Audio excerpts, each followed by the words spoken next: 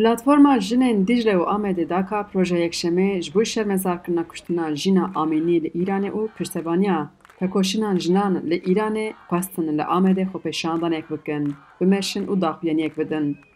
Di destê jinan de pankartên, fotoğrafên jinên ku li Îranê hatine qetilkirin hebûn. Jin bi yekdengî dirûjmên jin jiyan azadî bilind dikirin. Lê dema xwestin bimeşin, ev dexwaz hate redkirin ji ber ku wilayeta Amedê meşê qedexe kiribû.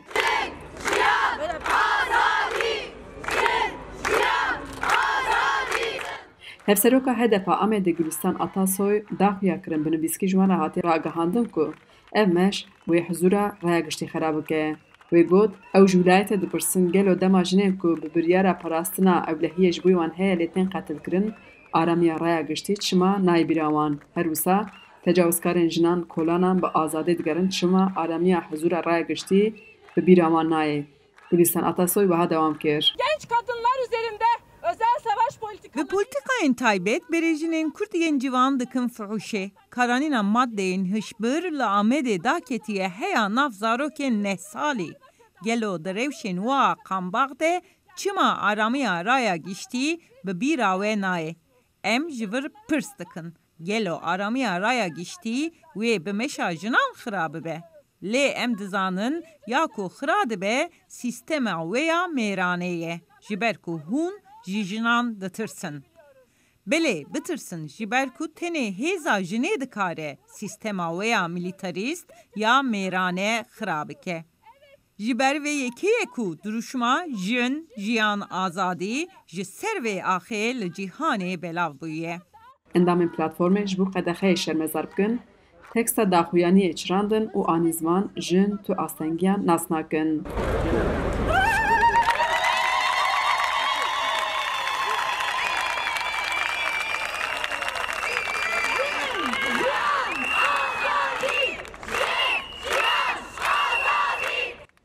Öznur Vurgun ji komela hukuknasên azadîxwaz destnîşan kir ji aliyê hukukê de ji bo meşek girseyî destûr nayê sendin tenê ji bo ewlehiya girseyê wilayet tê agahdar kirin.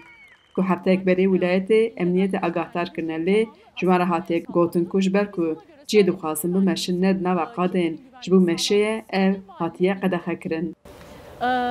Bu bildirim sonucunda zaten Vilayet dibêje bo darxistina meşê wan tenê destûr dane bo çend qedan herwiha piştî nîvro heya saet çarê berê êvarê. Lê wilayet jî saziya evlekariyê jî dirûn e ji ber ku îro li Park Ormanê ji bo fetha Qudsê meş û xwepêşandan heye ji wan re serbest e. Em ji vê helwestê tê digên ku qedexe tenê ji bo çalakiyên jinên Kurd heye.